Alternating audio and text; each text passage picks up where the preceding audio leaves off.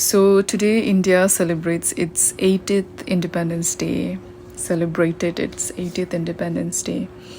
And I had a few reflections to share.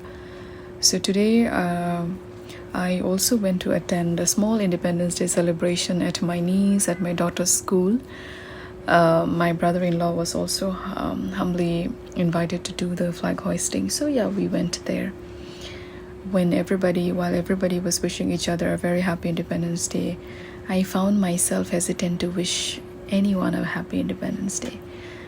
How can I celebrate Independence Day, freedom, when returning to my own village back home in Manipur, to my family, to my in-laws, would mean risking my life?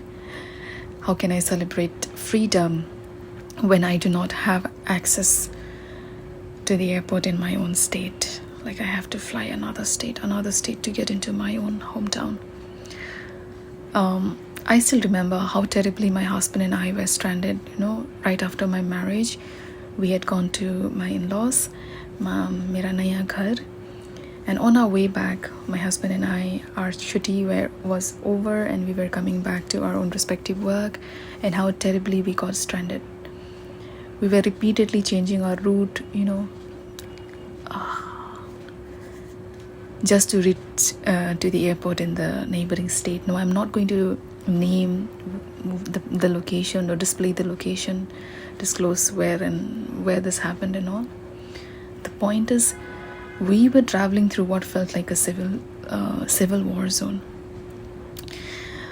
What hurt the most was after we made it to the airport, my mother-in-law called and she was weeping. We could not even say a proper goodbye to our families. They wanted to pray for us. I could not give a final hug, a proper goodbye hug to my mother-in-law. I had things to say to my in-laws, a prayer of blessings from them as I continue working even after marriage. I had so many things to tell them.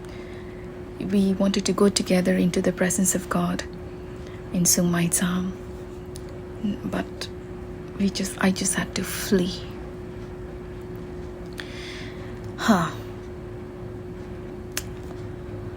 And in all this, the government remains silent. Now, I'm not even bringing the government here, and I'm not even making any urge to the government because it is pointless. We do not exist for them. We absolutely do not exist for them. So yeah, I'm not going to go into that direction. In this video, I'm just, pouring out how I'm feeling at the moment. Now, whatever I'm saying, I'm not saying this on behalf of only one community. Every community in Manipur carries its own pain and has its own story to tell. So for us, true independence is not merely about celebrating the freedom of the nation. It is about our people back home, being able to live in safety, travel in safety, dignity. May I feel safe when I go back to my home, going back home means there's a lot of things that you need to keep in mind. Which is the nearest route? Am I safe to take that route? A mere 2 hours journey becomes 10 hours, 12 hours, depending on the location where you're in Manipur. I really want to go home this December, but then how will the situation be? We do not know. So yeah, the only thing that we can do at this point is just pray. May the Lord bring healing and restoration to our land. May He grant us peace and bring justice for the wounds that are still so difficult, humanly speaking, to forget and to forgive. There are times when we have actually prayed, we have left vengeance into the Lord's hand. That's how terrible it was. Like I said, humanly speaking, very difficult to forget and to forgive. Now tell me, how can we wish one another a very happy Independence Day? And I do not know when true independence will come. Perhaps our children will be adults by then.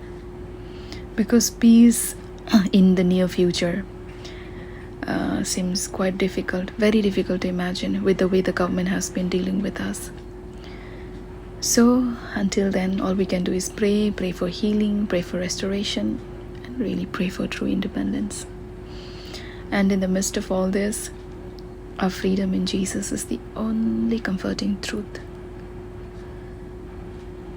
And we shall continue to abide in that very truth